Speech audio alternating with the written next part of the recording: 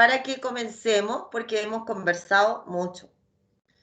Pero para hoy día traje tres cositas que vamos a ver, pero viendo el tiempo, bueno, tenemos hasta las 10:30, ¿cierto? Quiero hacer a través de, chiquillos, a través de este repaso, de esta clase, quiero hacer un poquito de repaso, pero desde la mirada de Birnes, un autor estadounidense, que sobre lo que es el proceso de lectura y escritura como actos del pensamiento en los niños. ¿Lo pueden ver ahí, chiquillos? Sí, profe, sí se ve. Ya, gracias. Dice, ¿qué necesitan desarrollar los niños y las niñas para ser buenos lectores? Si ustedes se fijan, este autor lo presenta en el año 96. Pero, si ustedes cuando conversemos sobre esto se van a dar cuenta que aún es vigente con lo que dice Mata en el 2015, lo que dice Fernández el 2015, lo que dice la Montserrat Font el 2013, el 2016, lo que dice la Ferreiro el 2012, lo que dice Tolchinsky el 2012, o sea, aún vigente.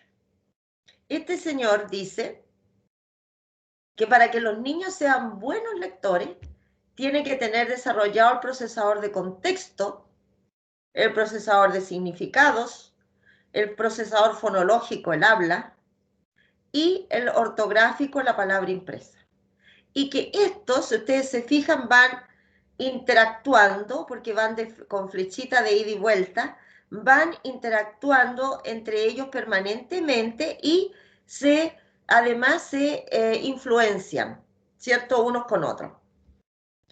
El procesador ortográfico consiste en conocer los símbolos individuales de un idioma escrito. Un niño que conoce las letras del alfabeto tiene conocimiento ortográfico. ¿Ya? O sea, el niño tiene que conocer las letras del alfabeto, ¿sí? Con el nombre y cuando tiene conocimiento ortográfico, el niño puede ser un buen lector. Conoce las letras. El procesador de significados se refiere a la comprensión de una oración, que requiere mucho más que la habilidad de determinar si una serie de palabras es ortográficamente aceptable o familiar. La comprensión de una oración necesita del procesador ortográfico para reconocer una serie de letras, como de un procesador de significado para obtener sentido a las palabras. O sea, cuando el significado que vendría siendo la semántica, que nosotros hablamos cuando hablábamos de Owens, ¿no es cierto? Hablábamos de Lage, Bloom, hablábamos de cuáles eran los componentes del lenguaje y hablábamos de la semántica. Bueno, aquí tenemos esto, procesador de significado. Y Owens fue el 2003, y estoy hablando de este autor del 96, ¿ya? Por lo tanto, estamos hablando de la comprensión de una oración.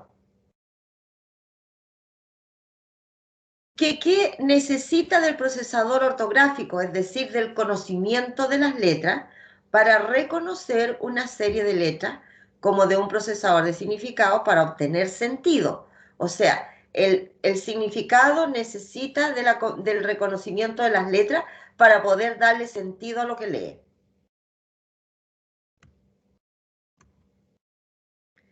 El procesador fonológico, ¿cierto? Sabemos, nosotros hablamos de la metalingüística cuando hablamos de la fonología, ¿ya? Y consiste en unidades que forman asociaciones unas con otras. Las unidades fonológicas corresponden a los fonemas, a los sonidos escritos en el lenguaje hablado del lector, ¿ya?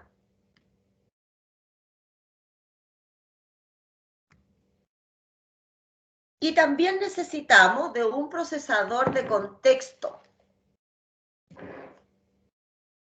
que tiene la función de construir una interpretación directa y coherente con el texto. El producto de este procesador es una representación mental de lo que una persona ha leído hasta ahora. Aquí en el procesador de contexto, nosotros, acuérdense que hablábamos de lo importante que eran las experiencias anteriores que tenía la persona, el lector, ¿cierto? Las experiencias anteriores, es decir, cómo se está... que si yo conozco el mundo, ¿se acuerdan que hablábamos de eso? Si yo conozco el mundo, el contexto donde he estado, lo que he leído anteriormente, si he viajado a algún lugar que la lectura me lo trae a la memoria y podemos vincularlo. O sea, ahí yo estoy construyendo una interpretación y que tiene que ver con la experiencia anterior. Por eso, chiquillos, que es importante cuando nosotros vamos a hacer una lectura, y nosotros hablábamos de las etapas de lectura de comprensión lectora de Solé, y que ahí nosotros hablamos de los conocimientos previos a los niños. La importancia que tiene, acuérdense que la teoría de Solé está basada en el constructivismo, la importancia que tienen los conocimientos previos de los niños cuando nosotros les hacemos formular hipótesis, por ejemplo, sobre el título. ¿Qué creen ustedes de qué se va a tratar este cuento? ¿De qué podríamos estar hablando? No sé. Entonces nosotros ahí estamos estamos viendo qué conocen los niños en relación a lo que vamos a leer, con qué contexto ellos lo relacionan y cómo podemos integrar lo que viene en la lectura. Aquí dice, recordemos que siempre la lectura se mejora con la práctica y la experiencia. Un niño no puede aprender a leer de memoria. Los niños tienen que ejercitar todos los días la lectura. Todos los días, ¿cierto? Todos los días tenemos que leer, ya sea en lectura compartida, cuando los niños aún no son capaces de leer solos, o leyendo de manera autónoma cuando ya los niños logran leer, pero siempre textos muy breves y textos agradables para los niños. Textos que sean para él, por ejemplo, cuando son pequeños, que hablen de animales, que hablen de cosas que a ellos les interesan. ¿Cómo se desarrollan las habilidades de la lectura? A través del conocimiento de las letras, el conocimiento de los nombres de las letras es un buen predictor de su éxito en lectura inicial. ¿Por qué? Porque cuando yo conozco las letras también quiere que los niños sean rápidos y precisos en nombrarlas. Por lo tanto, esto se logra con abundante repetición o ejercicio, práctica. Es importante el reconocimiento de la conexión entre los nombres de las letras, las pronunciaciones y el principio alfabético, ¿cierto? O sea, nosotros si vamos a escribir mamá, nosotros sabemos que lo hacemos ya autónomamente y lo hacemos espontáneamente. No nos damos cuenta, sino que sabemos que mamá, ¿no es cierto? Cuando nosotros lo leemos, un día leía que si ustedes tenían la primera letra correcta, las otras podían ser números u otro orden de letras, pero usted es capaz de leer igual el texto. Y eso es porque usted conoce el principio alfabético. Usted cuando lee que, por ejemplo, como está aquí, cuando lee que, usted observa como la primera letra y pasa, porque vamos adquiriendo fluidez lectora. Por lo tanto, nosotros vamos rápido. Nosotros vamos mirando como las primeras letras, las primeras sílabas y vamos pasando.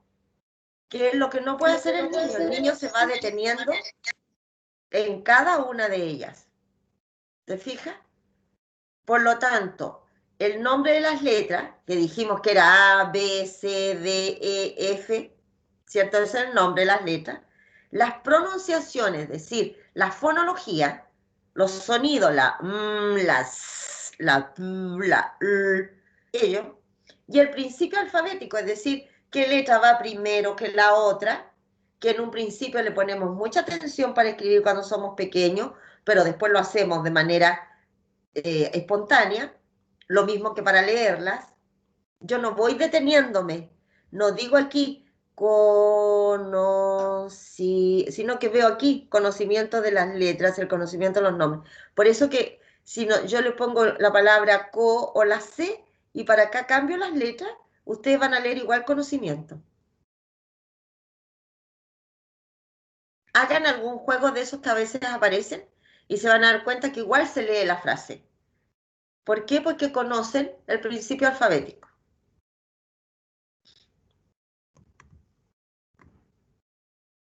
La conciencia fonémica o fonológica es la habilidad para reflexionar, manipular y discriminar entre los fonemas, o sea, los sonidos componentes de una palabra. Cuando nosotros queremos que los niños, ¿no es cierto?, desarrollen la conciencia fonológica, nosotros les vamos enseñando por letra su sonido. Y él va escribiendo, por ejemplo, cuando dice papá. Entonces él va sonando pa, sabe que es la pu, a, pa, y va escribiendo. Va haciendo esa relación. Cuando él logra autonomía, lo va a escribir sin reflexionarlo tanto, porque ya lo reconoce. La conciencia sintáctica es la habilidad para juzgar la aceptabilidad gramatical de las oraciones, el orden correcto a la oración. Cuando yo ordeno las palabras de manera correcta, significa que yo puedo ser comprendido por los que me escuchan. Si yo hablo las palabras y desordeno, nadie me va a entender. Entonces, es el orden que llevamos nosotros en la oración. ¿Y para qué hablamos coherentemente? Para ser entendido por los demás, para que los demás comprendan el mensaje. De lo contrario, no es posible.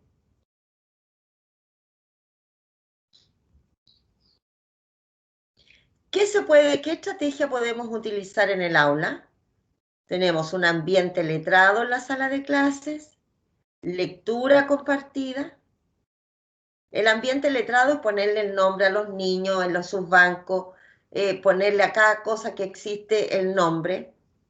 Las lecturas compartidas, que luego vamos a ver cuáles son las lecturas compartidas. Ya hicimos un ejemplo con la familia Polillán la otra vez, pero ahora traigo un poquito más explicada la lectura compartida. Jugar a leer, cuando los niños toman los textos y hacen como que leen, aunque no los lean, aunque no los entiendan, aunque los tomen al revés, ellos cuentan historias, después solitos se van dando cuenta y lo van ordenando. Caminatas de lectura, cuando nosotros salimos y los niños van leyendo logos.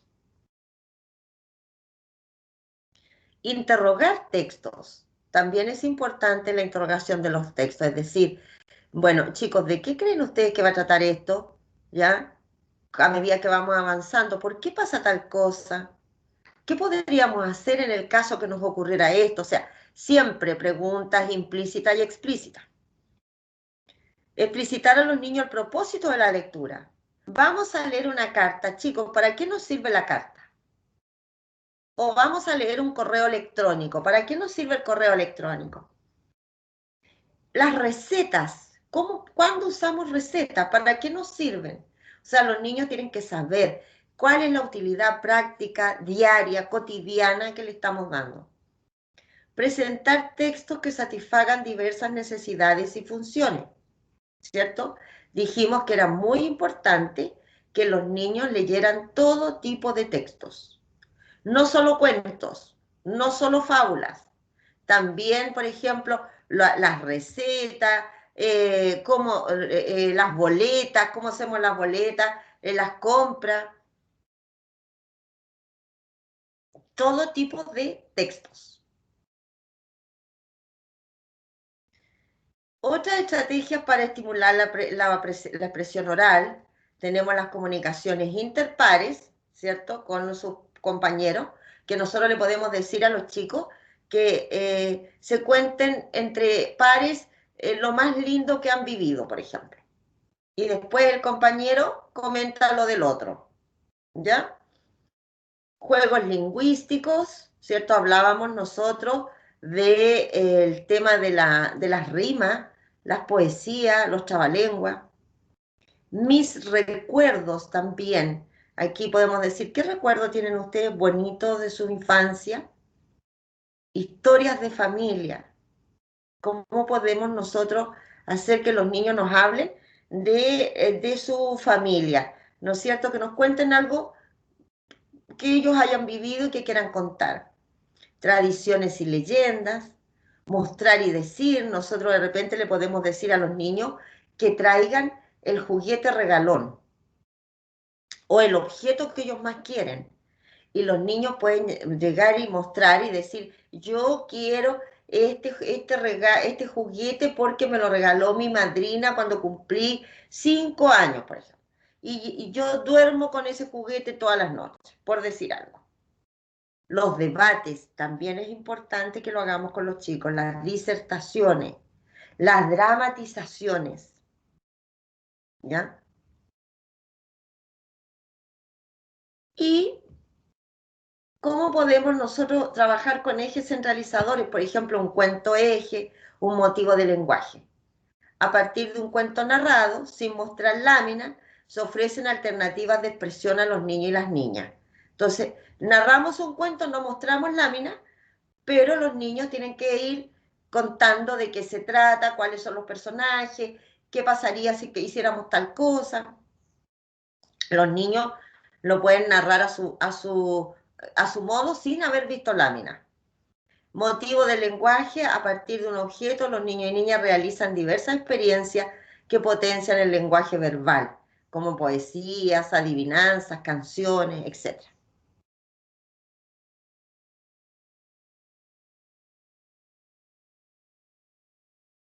Preguntas sobre lo que estuvimos viendo.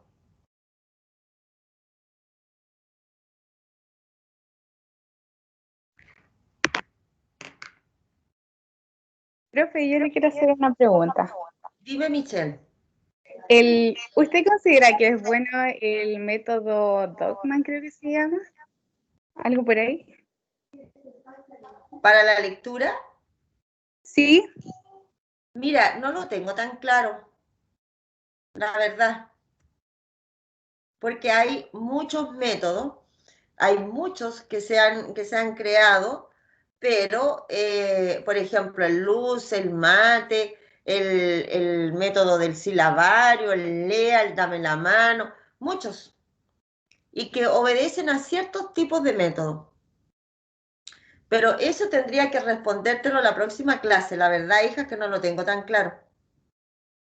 ¿Cómo lo, ya. cómo lo viste tú? Es que lo vi en redes sociales y la señora que lo ponía en práctica con su hijo decía que le había servido mucho. Y yo busqué igual para saber de qué se trataba, cómo se ponía en práctica y no entendí. Por eso le preguntaba. ¿Me dices el método Dogman? Sí, Lo voy a buscar. Y la próxima ya, clase vamos. profe. De Muchas verdad que gracias. es que a veces hay métodos que son utilizados, no sé, porque que ponen en práctica con uno o dos personas, como dice esta señora, con su hijo, pero que no son métodos, digamos, validados científicamente. Claro, por eso tenía la duda. Mm. Pero gracias igual. Ya, hija, lo voy a ver y te lo digo la otra semana a ver qué me parece. Bien, ¿alguna otra duda?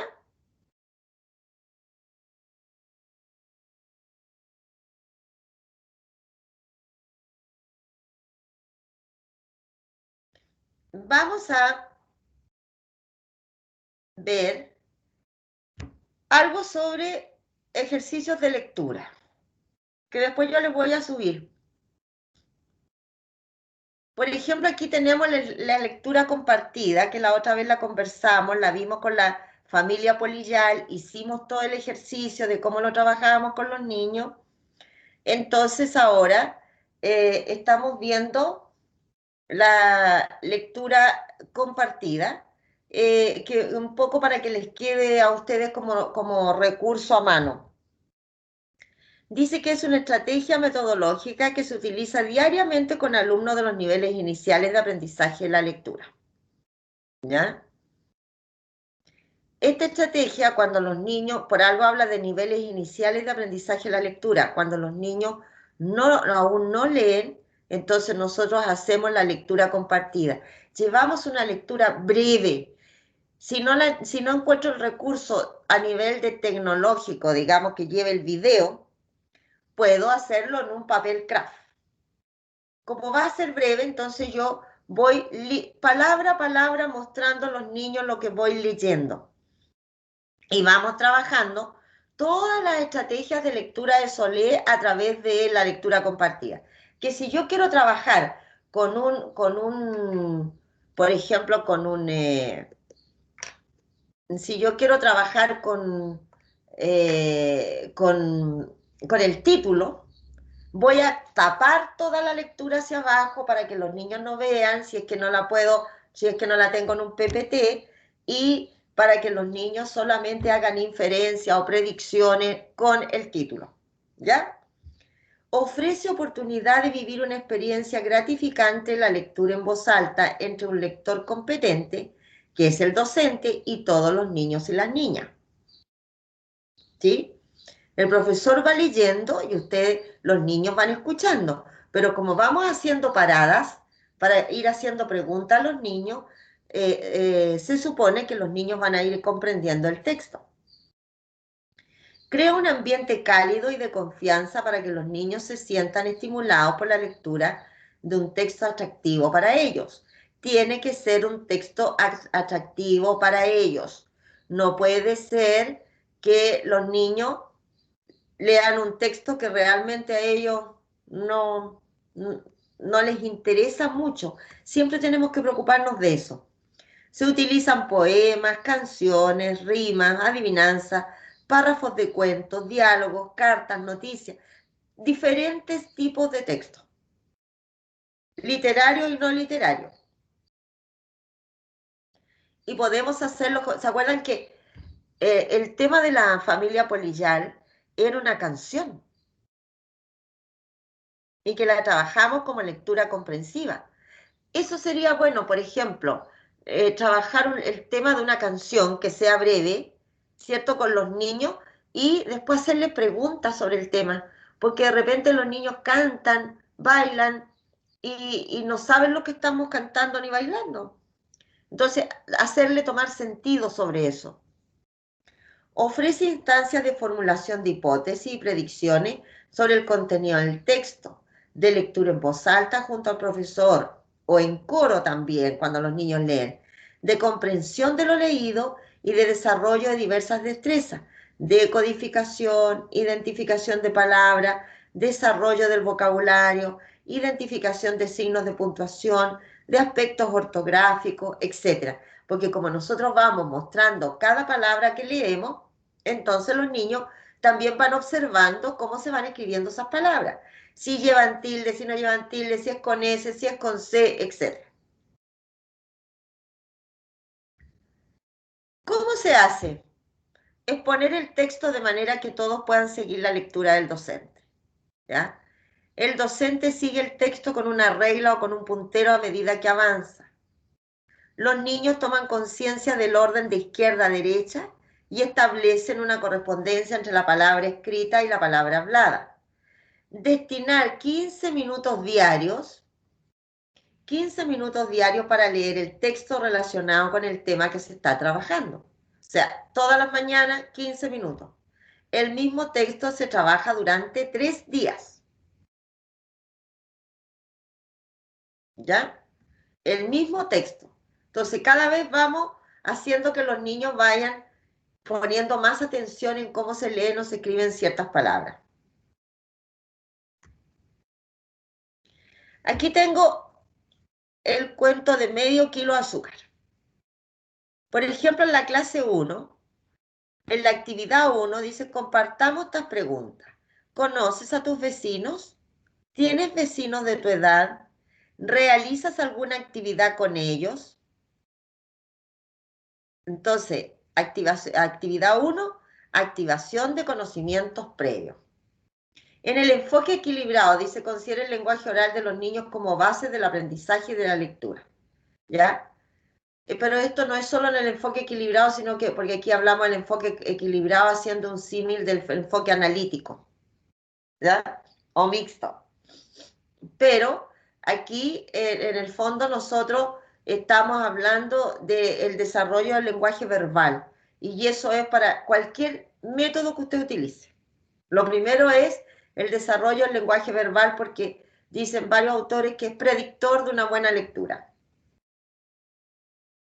Actividad 2. Conversa con tu compañero y tu profesora o profesor sobre lo que imaginas con este título del cuento, Medio kilo de azúcar. ¿De qué se tratará un cuento con este título? ¿Quiénes serán sus personajes? ¿En qué lugar se desarrollará? Entonces aquí la actividad 2 formulan hipótesis sobre el contenido del texto a partir del título. Esto es una historia que yo saqué del Mineduc. Después, actividad 3, leamos el cuento. Medio kilo de azúcar. Buenas tardes, mi querido vecino. Venía a pedirle un favor.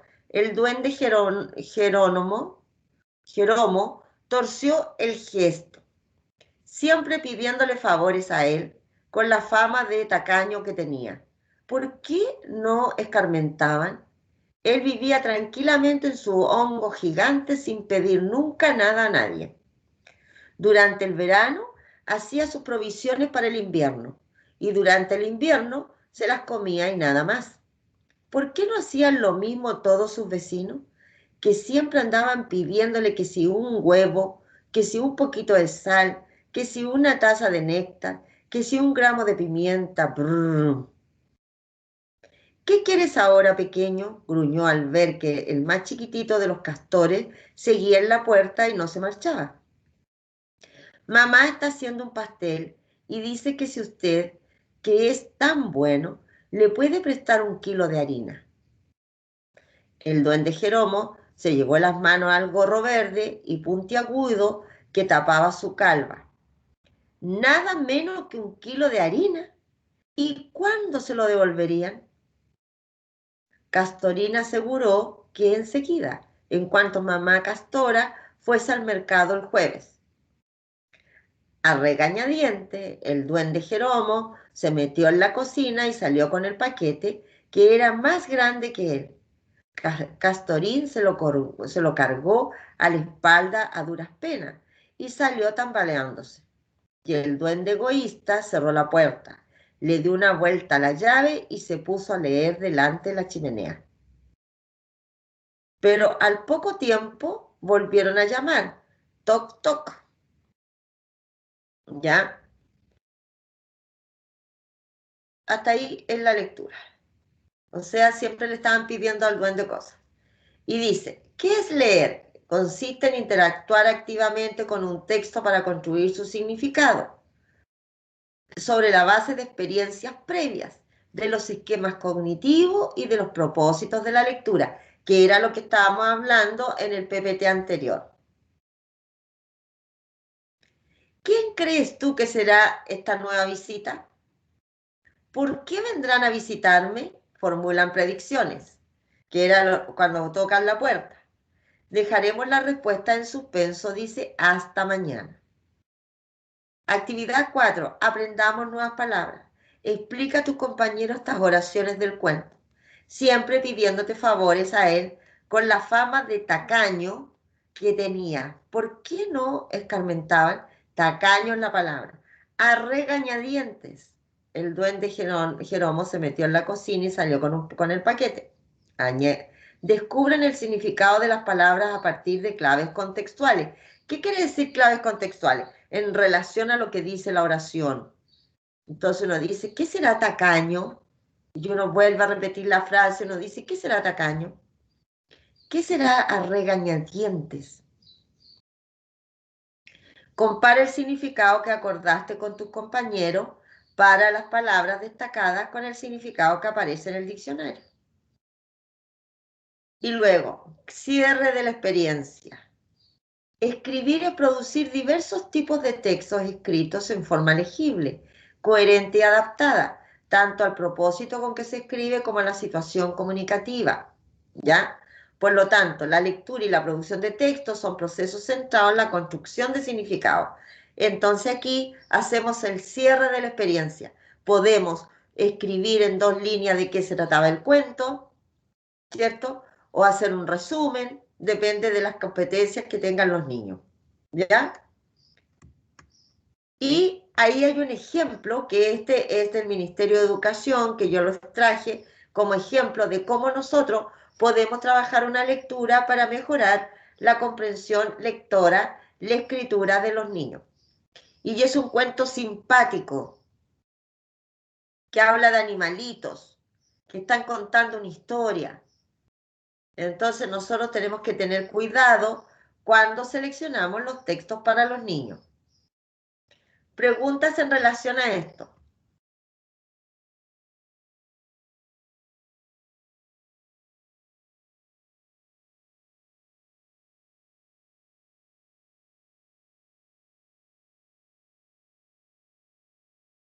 ¿No? Queda claro, profe. Ya, perfecto. Y como última actividad, les quiero recordar, porque nosotros lo hemos visto, como un poco preparando lo que ustedes tienen que hacer para el 4 de enero.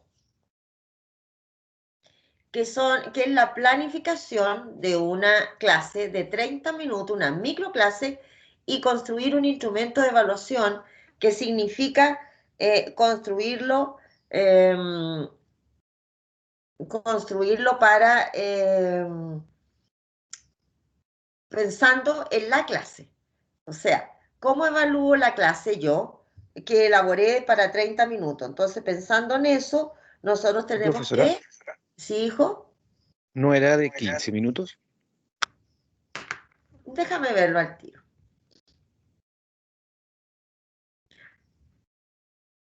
No, la de 15 minutos, hijo,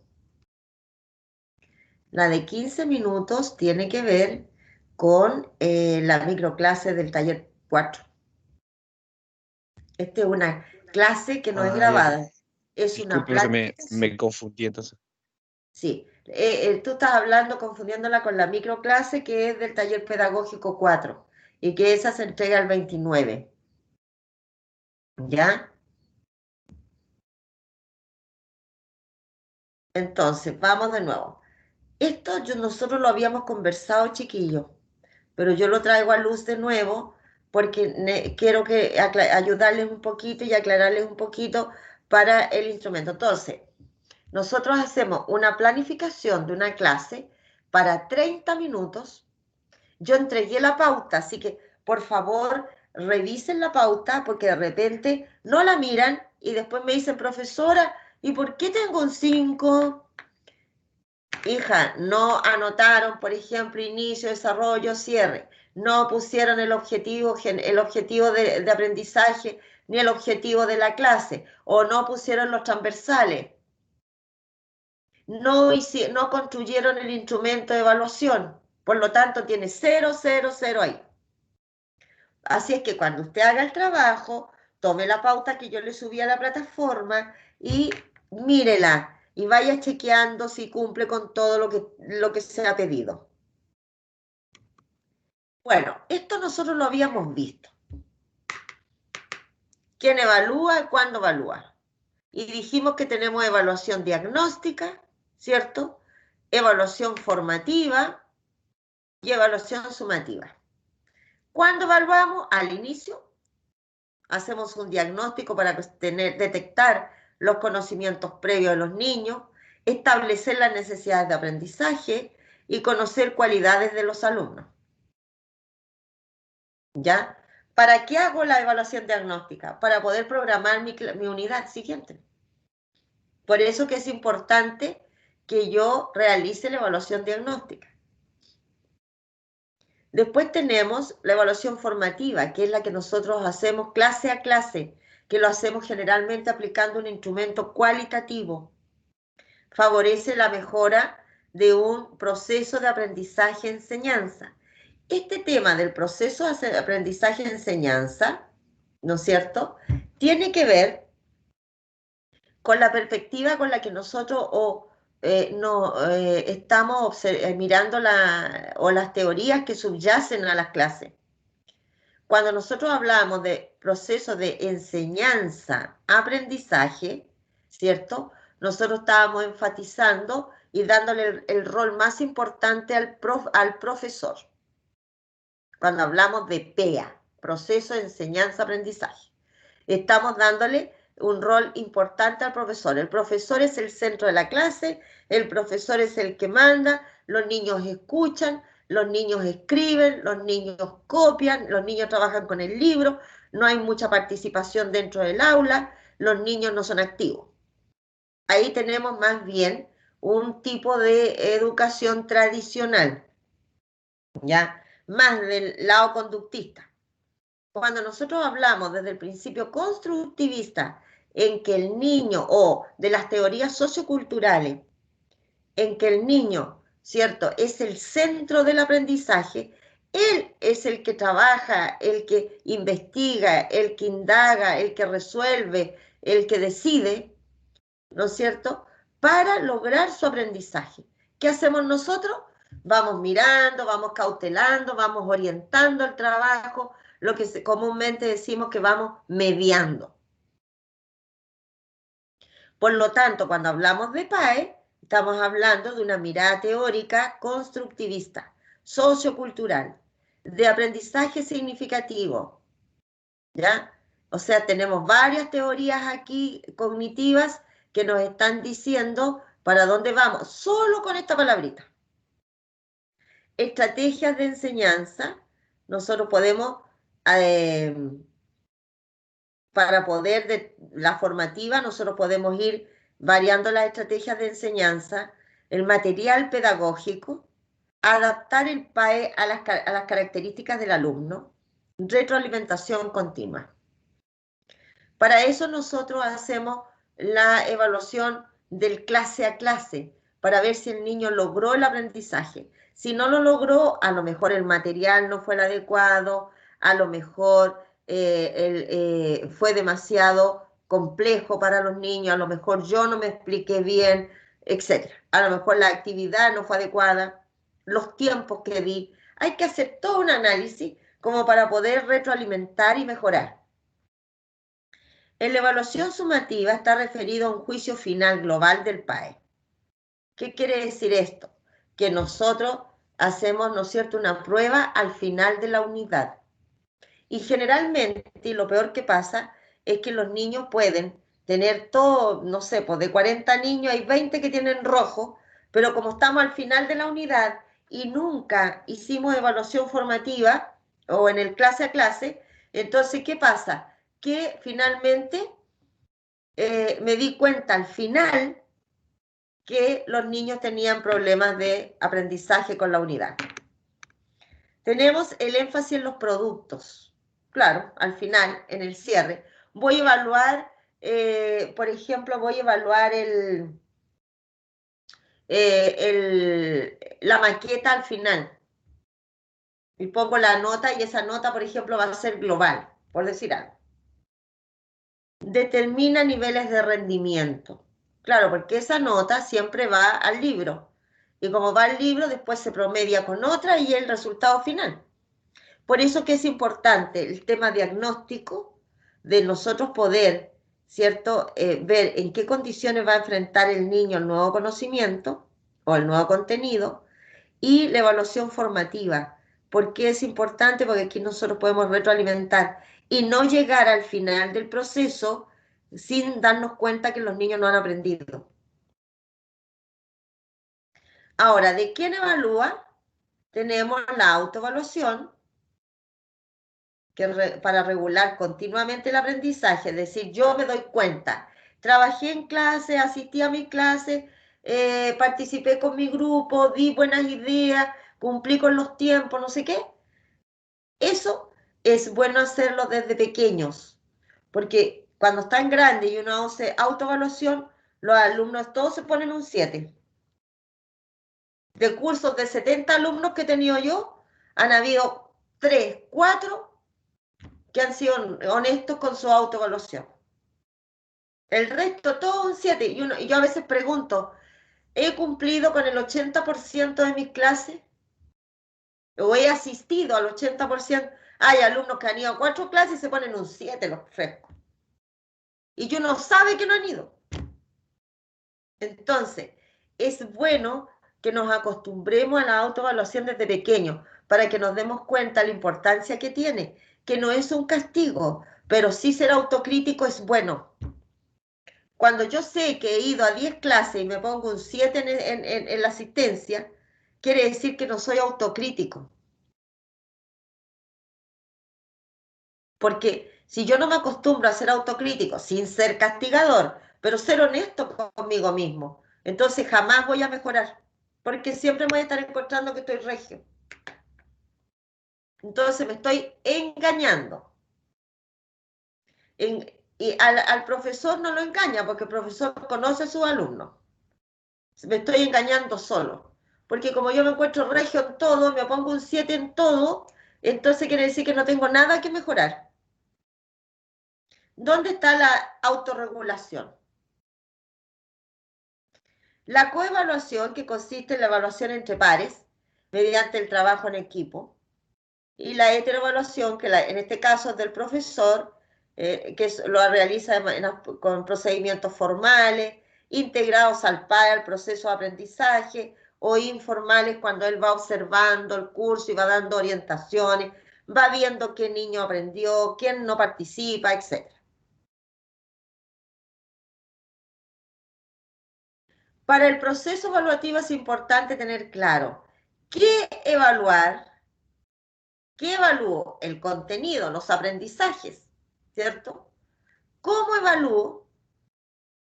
Voy a evaluarlo a través de una lista de cotejo, voy a evaluarlo a través de una escala de apreciación, voy a evaluarlo a través de una pauta de observación, voy a evaluarlo a través de una prueba escrita, etc.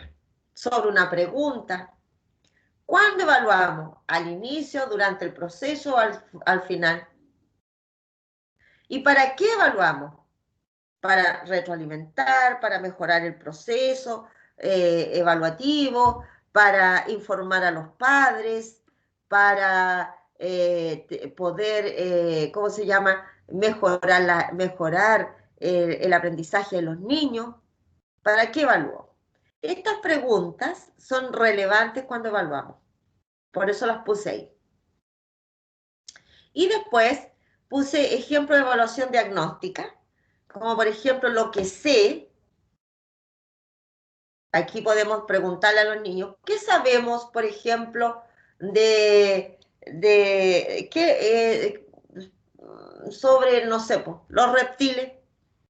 Todo lo que los niños saben lo vamos anotando. Esto generalmente se anota en un papelógrafo y podemos irlo para poder publicarlo. Lo que sé sobre los reptiles, todo lo que los niños saben. ¿Qué me gustaría aprender sobre ellos? Esta parte es muy importante porque los niños pueden opinar y a la vez nosotros podemos tomar estas opiniones y podemos integrarlas a nuestra planificación, porque de este modo los niños se van dando cuenta que nosotros estamos trabajando aspectos que les interesan a ellos. No todo lo que el profesor ha pensado hablar sobre los reptiles lo va a pasar, sino que también lo que los niños quieren saber. Y ahí estaríamos considerando los intereses de los niños, que es importante. Y una vez que hicimos esto y que hicimos las clases, vamos a volver a este papelógrafo y vamos a decir, ¿qué aprendimos de los reptiles? Y los niños van a ir anotando, o sea, ustedes van a ir escribiendo, ¿qué aprendimos de esos animales? ¿Ya? ¿Qué aprendimos? ¿Dónde viven? ¿Qué comen? Etcétera. ¿Qué colores tienen? ¿Cómo se reproducen? ¿Qué sé yo? Y además en esta parte del que aprendí, también sirve para chequear si los niños todos han logrado los aprendizajes, porque aquí me van a ir señalando cada uno lo que ellos aprendieron. Y ejemplos de instrumentos, tengo escalas de apreciación, listas de cotejo, escala numérica, rúbrica, pauta de observación, pauta de evaluación de trabajo grupal, autoevaluación. Eso es lo que vamos a ver ahora. Ahí tenemos una pauta de evaluación de la lectura oral, que es una escala de apreciación,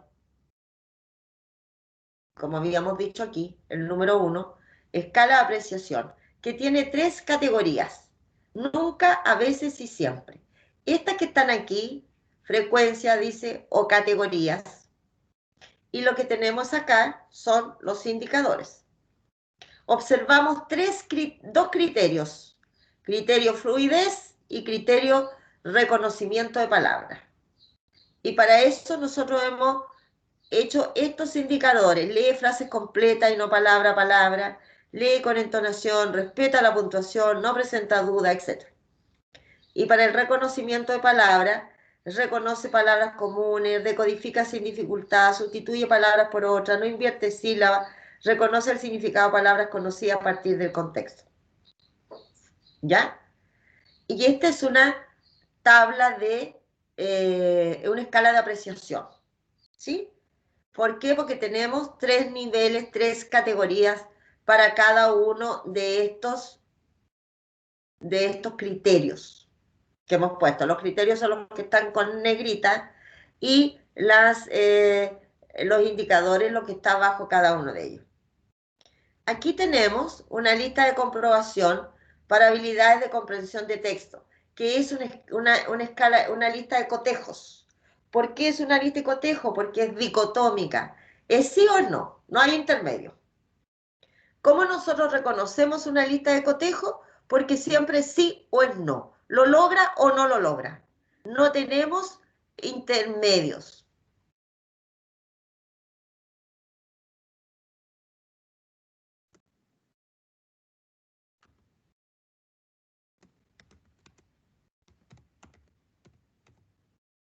Ya, ahí les agregué eso. Después tenemos una escala numérica.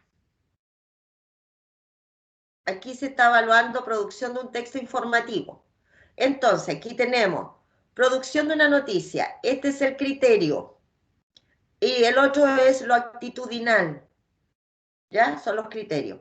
Lo que dice aquí, el texto escrito corresponde a qué pasó, utiliza mayúscula al comenzar. Estos son los indicadores. Y acá está la escala numérica de 1 a 7. ¿Qué hacemos nosotros? Marcamos el número que creemos que el alumno logró en su trabajo. Si nosotros tuviéramos todo bueno, 1, 2, 3, 4, 5, 6, 7, 8, 9. Tenemos 9 indicadores. Si tuviera todo bueno este niñito, tendría 9 por 7, 63 puntos. Y le daría un 7. Y de ahí nosotros vamos viendo en la tabla, si es inferior a 63, la nota que le va correspondiendo. Pero aquí por cada indicador vamos marcando un número. Aquí tenemos una rúbrica. Aquí tenemos el aprendizaje esperado. Revisan, reescriben y editan textos para facilitar la comprensión de su lectura. ¿Cuál es el indicador?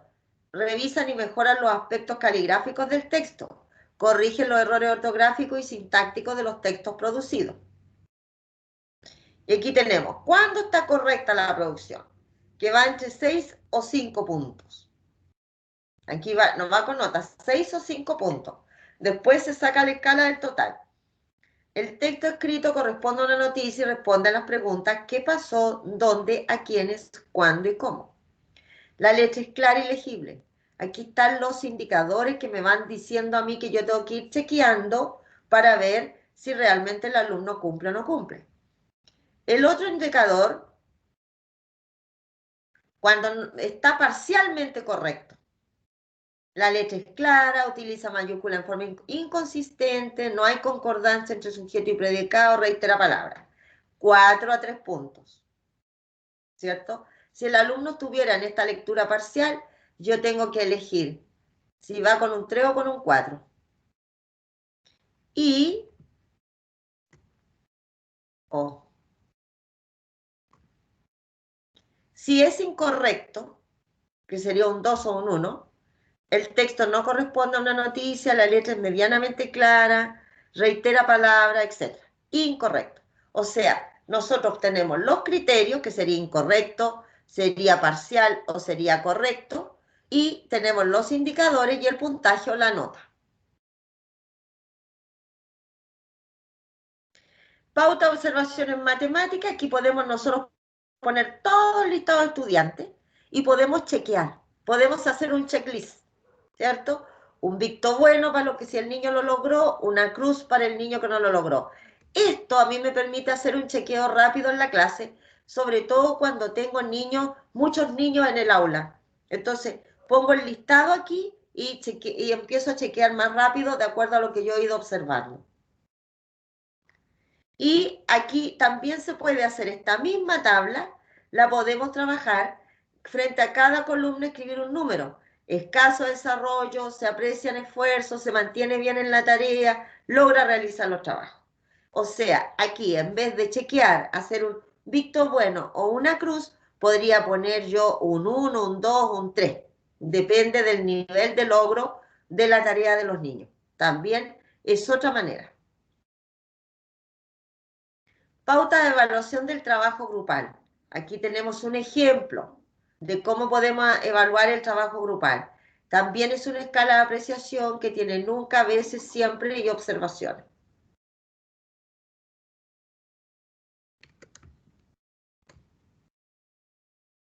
Para autoevaluación, los niños aquí se pueden autoevaluar con una nota de 1 a 7. Entonces aquí podemos decir, me gustó trabajar con otros compañeros, ayudé a hacer el trabajo, cumplí a tiempo, compartí mi idea, tomé en cuenta lo que otros compañeros decían, respeté los turnos, pedí ayuda. ¿Ya? Y sigue acá, permanecí en el grupo, compartí materiales. Si los niños se pusieran un 7 en cada uno de los indicadores, en total serían 63 puntos. Esto, y ahí podemos nosotros ir sacando la nota. Esto es lo que yo, ¿cómo se llama? Compartí y se los voy a subir a la página de la plataforma UCM Virtual, dado que para que los tengan a modo de ejemplo para su trabajo final, que viene siendo para el 4 de enero, que es la planificación con un instrumento de evaluación. ¿Preguntas sobre esto, chiquillos?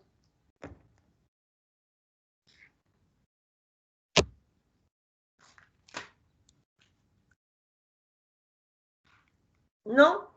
Bien, la próxima clase, porque voy a ver el calendario académico para ver cuándo se cierran las clases, se terminan. La próxima clase es probable que cerremos el curso con el tema del programa Leo Primero, que trabaja el Ministerio de Educación. Entonces, quiero trabajar eso para que ustedes lo conozcan, porque el Ministerio de Educación lo tiene disponible en la página, y es para que ustedes conozcan de qué se trata y cómo se puede trabajar, ¿ya? Entonces, por eso es que lo quiero mostrar y quiero que lo veamos, porque como es parte de lo que propone el Ministerio de Educación, lo más probable es que ustedes tengan que trabajarlo cuando estén en la escuela. Así es que hay uno de Leo primero, hay uno de matemáticas de primero, para que los niños tengan acceso y logren el aprendizaje de la lectura y escritura en primer año, y el aprendizaje y el conocimiento de los números, la adición, la sustracción en primero. En este caso yo voy a ver el de lenguaje, porque me interesa que lo revisemos, lo miremos, para que tenga una idea. Cuando llegue al colegio y le digan, usted conoce el programa Leo Primero, y usted no diga que no. Usted tiene que conocerlo. Ya, chicos, así que eso yo creo que vamos a hacer la próxima semana. ¿Alguna pregunta, algo que nos quede pendiente?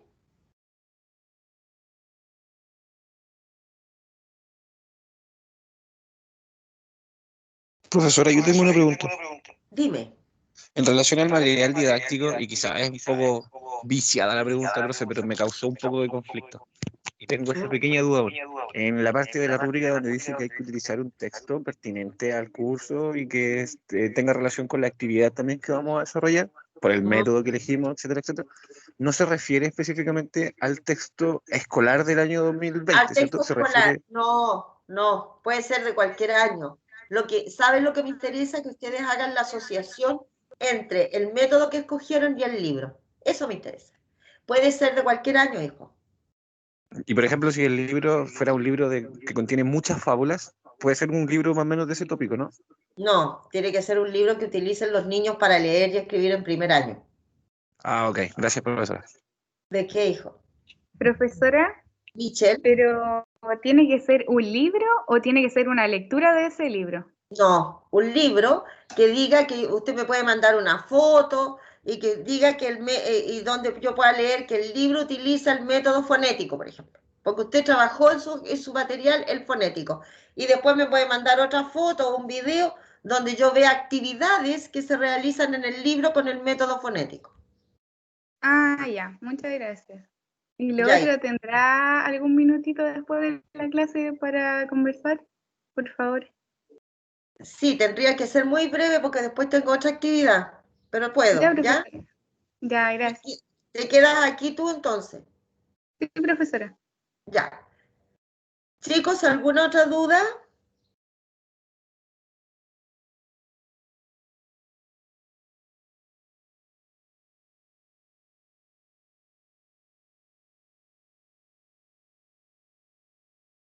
Hay varios alumnos que se descolgaron. El Christopher que participó en la temprano ahora ya no está.